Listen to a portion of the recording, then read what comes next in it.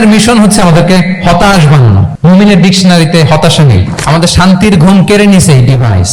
আল্লাহর দেয়া ফিতরাতকে ধ্বংস করার সবচেয়ে জঘন্যতম আইডিওলজি এটা হচ্ছে ট্রান্স। আমাদের বোনদেরকে প্ররোচিত করা হচ্ছে, তাদের সামনে আইডিয়া হাজির করা হচ্ছে যে নারী যত বেশি নগ্ন হতে পারে সে তত বড় সাহসী নারী। প্রথম core value of Islamic lifestyle হচ্ছে আপনাকে হালাল দিয়ে আপনার জীবনকে সাজাতে হবে। লা ইয়াদখুলুল জান্নাতা জাসাদুন গুযিয়া বিল হারাম। হারাম খেয়ে বর্ধিষ্ণু যে দেহ, সে দেহ আল্লাহর জান্নাতে প্রবেশ করবে না। মানে whatever you consume it should be হালাল। এটা হালাল হইতে হবে।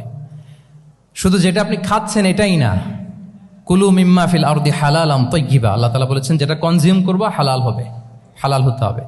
তো এটা শুধু এত ন্যারো কনসেপ্ট না, আপনার জীবনের সবটাই হালাল হতে হবে।